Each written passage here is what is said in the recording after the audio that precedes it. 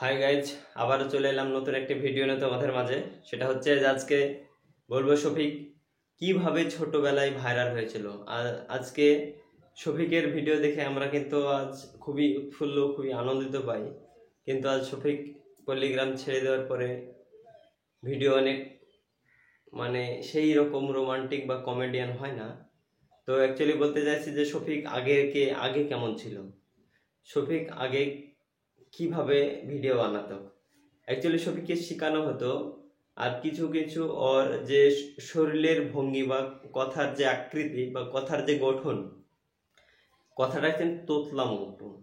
তো কথা তোতলানোর জন্য কিন্তু আজকে শফিক কথা যে ওর একটু তোতলা তোতলা, এই জন্যই শফিক কিন্তু ভাইরাল হয়েছিল। শফিককে মানুষ কিন্তু এই জন্যই চিনেছিল যে কথা তোতলা। তো ভিডিওটা দেখবো আগে আমরা। এই যে সেই ভিডিও, প্রথম যে ভিডিও ভাইরাল হয়েছিল, এখন আপাতত 10-15 কি 20 মিলিয়ন ভিউ আছে এই সেই ভিডিও। এই শফিক ভাটে কাজ যাবনি? যাবনি? যাস তাই যাব না রে, তোরা যা, শরীরটা ম্যাশ ম্যাশ করছে। তুমি যাবে না কাজে? না রে না, লকডাউনে ঘরে চাল নাই, ডাল নাই, তুমি যাবে না কাজে? তুমি ঘরে বসে বসে গিলবা। বসে বসে গিলবো, কাজে যাব না। তুই কি করবি? তুই যাবি নি, তোর বাদ যাবে, খাসি তুই বেড়া। যে